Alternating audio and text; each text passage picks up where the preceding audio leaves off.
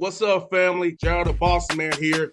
You're tuned into the Bossman Show on AM 1010, AM 1430, 1055 The King. Let the King out at 105theking.com and the Bossman Show at bossmanshow.com. Hit me up on Instagram, The Bossman Show, Twitter at Bossman Show, and Facebook, Bossman Show. It's the Bossman on your radio. Listen to the Bossman Show with your host, JR, Saturdays at 9 a.m. right here on AM 1010, The King. BS3 Network, changing the way you watch TV. Yes, BS3 Network, changing the way you watch TV, covering content and hot topics from A to Z, sports, music, society and culture, movie reviews, you name it, we have it. Check it out on bs3network.com or check us out on Roku, BS3 TV on Roku, as well as check out your favorite podcast on all podcast platforms or Spreaker.com/BS3 Network. You are now tuned to BS3 Network.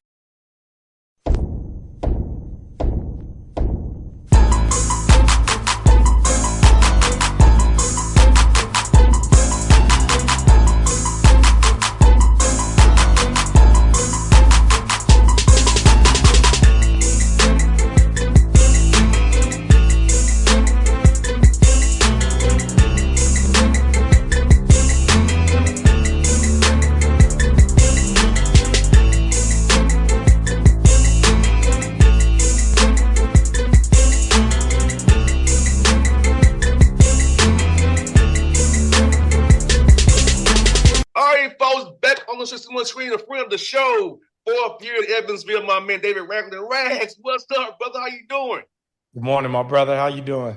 Man, on this road, brother, Chicago, a little ways for him in Chicago. Head out to New York here, man. A little chilly up here in Chicago. Yeah, I'm about to say the Windy City's no joke. That's no joke. No, it's not. And bro, what threw me off, I should have respected it. They had the ice down for the hockey, the Blackhawks.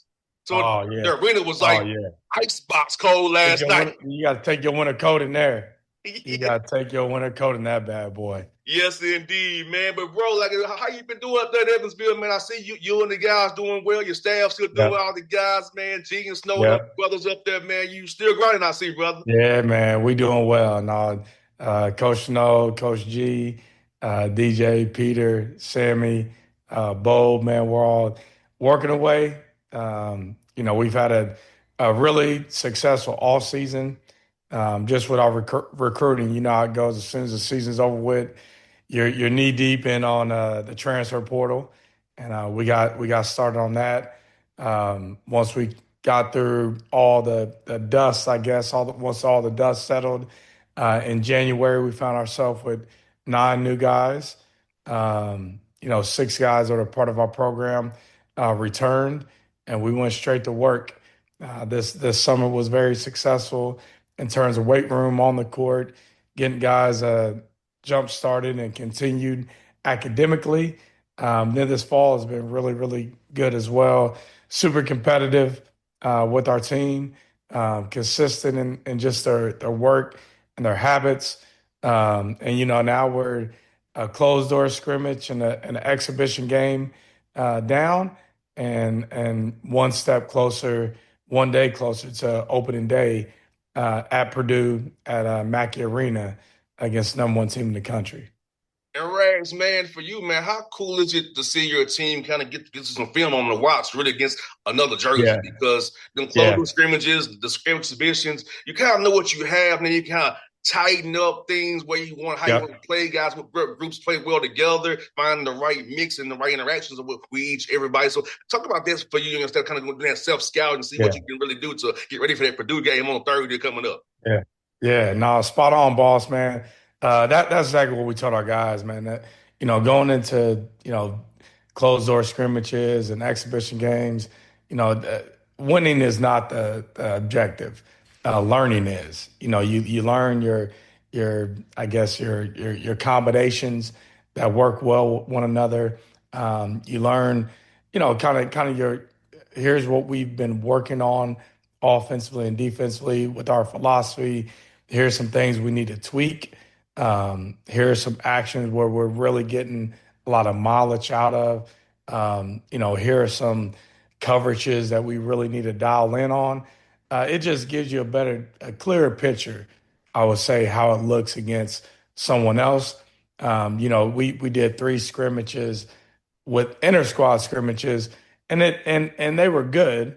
But again, you're playing against yourself, and you know what's on the way offensively, defensively, what adjustments, tweaks. It's hard to be surprised. So then you have those closed doors and exhibitions, and it's been really, really good. And we talked about this with our group. It's just been better for us to lock in, zero in on details. Maybe it's positioning. Maybe it's um, getting closer to our man in certain coverages. Just better flow with the ball defensively. And just being sharper, just being sharper. At the end of the day, we'll continue to learn that throughout our non-conference and how we can be better on both sides of the ball. But just trying to make sure we know what our staples are. Here's our non-negotiables, and then now we can build on our philosophy on both sides of the basketball. And it's been a great learning experience the last 2 weeks, and it's going to help us be really, really sharp this week of practice as we gear up for our season opener. Hey, Raz, I got an interesting question for you, brother, because in the NBA, I'm noticing teams aren't really deploying some of their prime actions. It's kind of still kind of basic right now. And for you in the college basketball world, at what point do you start deploying more your concepts out there? Because you got conference play coming up, but how you can have that balance, keeping some stuff kind of we're gonna play our basic stuff before really deciding if I'm really unleash the beast per se, as the NBA kind of slow walking themselves into it right now. Yeah, no, you have to be strategic. Do a little of both. I mean, if you don't, we've done this in years past where we don't do anything in terms of like kind of our quick hitters or ATOs, and you never know unless you do it in a game. And we've kind of sprinkled in a little bit in both games that we played because you have to do it against somebody else before hey man, like it looks good on paper, it looks good on film. Let's see if it actually works.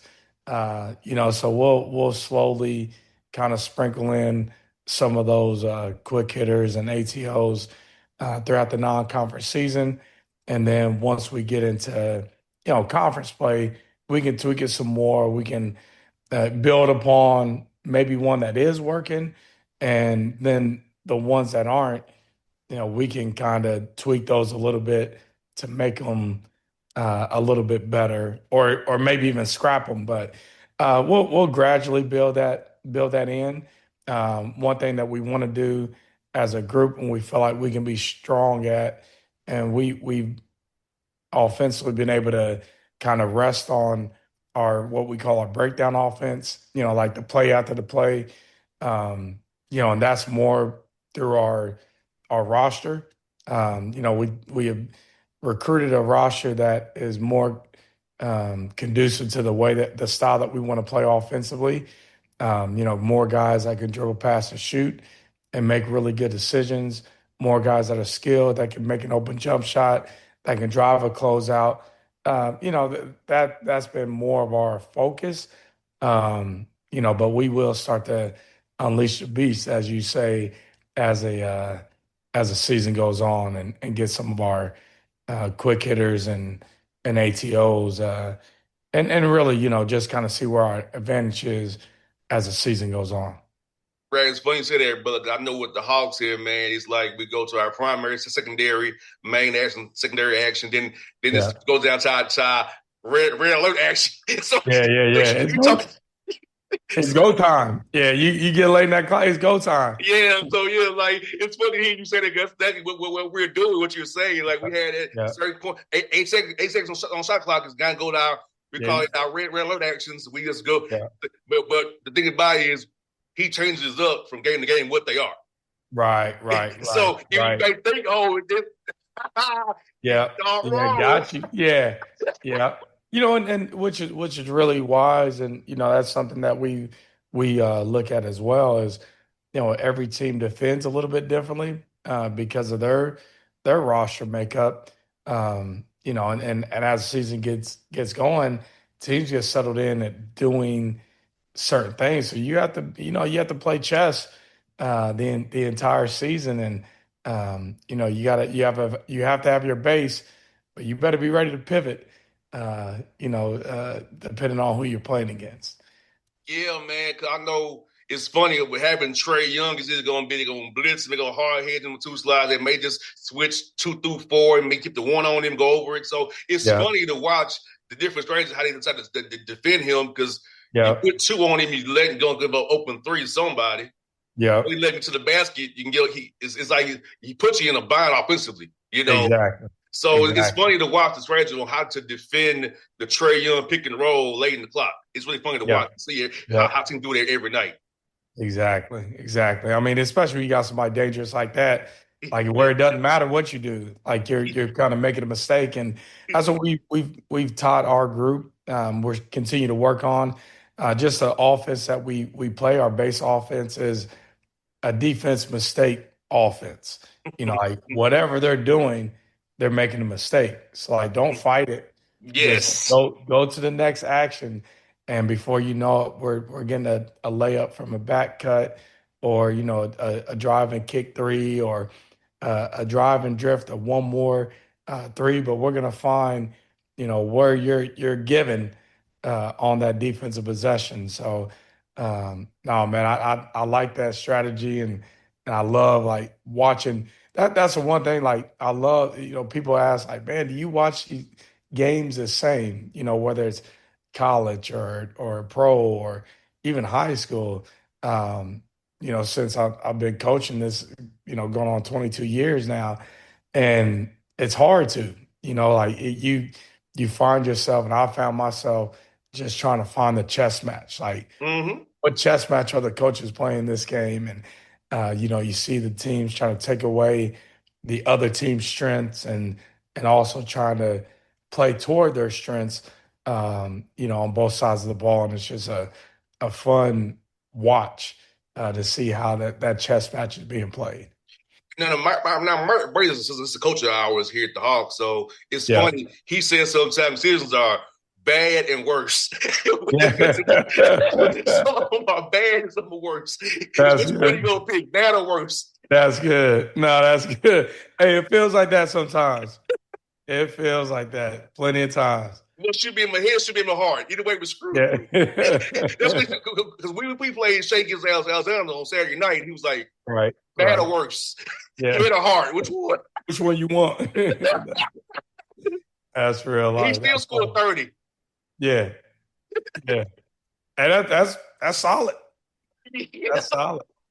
Holding shade at 30 is solid. Yeah, so yeah, man, I love that because I think, like you said, Rash, for me, being son of a coach, having played myself, man, like I watching the game a little different than the fans watch it because Right, I'm right, watching right. certain things. Because I talk to the fans all the time, Rags, you watch the all 10 players, Yeah. watch the weak side action, what's going on the weak side. Right. It's Right. something going on the weak side you can pick up on. Watch that and watch the movement and watch how guys are moving in unison and they're interacting with each other to get to a certain thing. It's really Exactly. trying to get. So I try to tell the fans here, don't just watch the ball. Watch the weak Yeah. side. Yeah. Yeah. Watch it all develop. Like, and you're right, man. Like, if more folks would see that, they'd appreciate the art of it. Like at the end of the day, like it's I mean, it's a beautiful game. And I was watching something the other day. Um, a buddy of mine sent it to me, but it was like, beautiful basketball.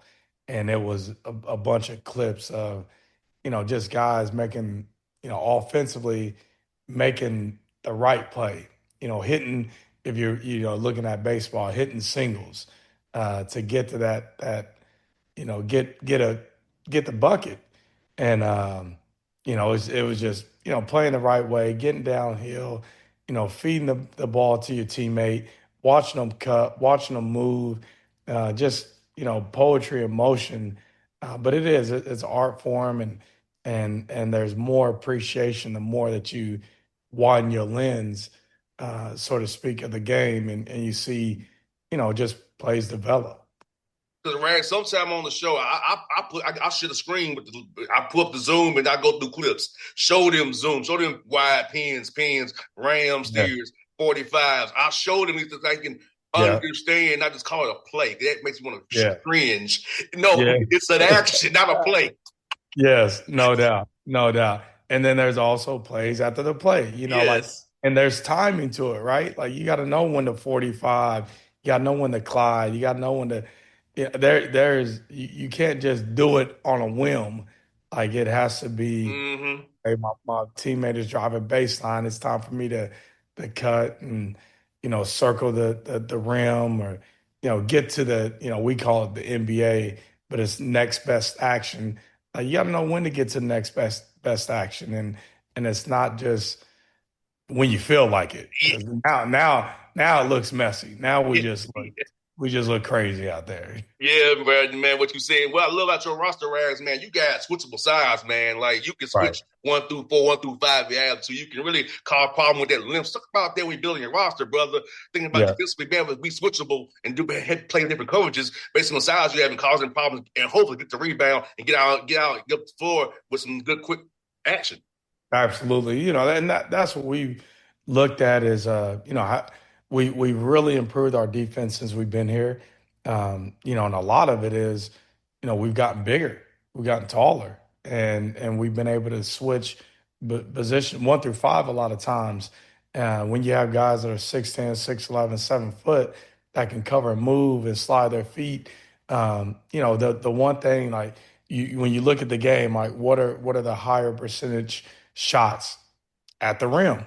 Well, if you can have size and protect the paint, you keep people away from the rim. And then if they do get to the rim and you have guys that can block and alter shots, now you're lowering those higher percentage shots. And that's been our focus is, let's get positional size. Let's also not lose. Like sometimes when you go positional size, some people think like you cut out athleticism or speed. You got to be able to find that too. And sometimes like vertical athleticism, like lateral athleticism is just as important as vertical athleticism. And we feel like we've been able to recruit positional size and not give up lateral speed and quickness, which has helped our switchability defensively. And then that limits people getting to the paint, getting downhill, living at the rim. And it keeps them on the perimeter. And now we're making them take tough contested twos or even threes, and then those longer shots, equal long rebounds. And now our guys are tracking down rebounds, and they're getting them more at the free throw line, the half court, and that's already leading the break. So now your quote unquote disadvantage defensively becomes your advantage offensively. And before you know it, you're living at the rim on the offensive end. So uh, we have a 6, 7 point guard from Germany. And a lot of people are like, when they look at our team, they're like, they don't look that big because they're all the same size. And then you get up on them and you're like, oh, this dude's actually like he's tall. But to have a point guard of that stature that can still move on both ends of the floor is really, really important.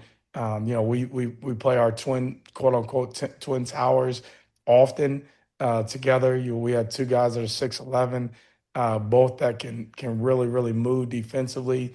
We brought in, speaking of the shy, we brought in AJ Casey, who's from Chicago, started his career at Miami of Florida, and was at St. Louis last year. He's 6'9" and can really move. He can easily guard 1 through 5. We just have multiple guys that can do that. We have a transfer from North Carolina Central and Keyshawn Porter, who is 6'4", long arms, really defends like a ball hawk, really defends the perimeter well. But he's a he's got a ticker, man. He plays really, really hard.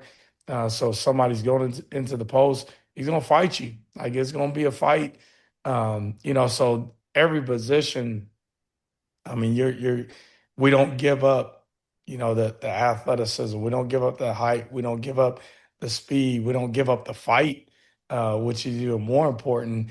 And it allows us to keep people out of the paint, away from the rim, and helps us to get down the court and then transition a lot quicker. And Raz, I think what you did, man, your height and athleticism in the Valley, they play slow and position in basketball. So you, out of contrast, it can maybe speed them up some, Yeah. And I think that can really be your advantage because I think a lot of teams have to come play slow, which Yep. blows my mind Yep. sometimes. So watching it, but still, but I love what you're doing because you can speed them up and use that athleticism. Yep. Get that long rebound, have a guy run a go route. First, we call it go route. Yeah. Get the heat like up a Doug. Like you said, they did this advantage. They're trying to get back, kill them in transition, boom, to set yourself back up, do it again. Yeah, no doubt about it. I mean, and that's the thing, when you look at any sport, you kind of want to be a chameleon. You want to be you have your staples and have your identity and do what you do, but you don't want to be caught in a situation where we don't do that. We're uncomfortable. We can't play that way. And we know our league is a slower paced league. Belmont is probably one of the quicker paced teams that we have in our league outside of us. Murray State is going to play quicker as well. I do think that Illinois State has that in their arsenal to be able to play a little bit quicker than Indiana State has played quicker. But outside of that, we're just a slower paced team, more of a possession based team, and we're in a situation where we can do both. We can. We're playing a quote unquote track meet. All right, let's run then. Let's get these thoroughbreds out and let's run. And if we're going to slow it down and be meticulous in our offensive and defensive schemes, we can do that too. And we just, back to like your point of, playing, scrimmage games and exhibitions. That's when you have an opportunity to teach your team time to score.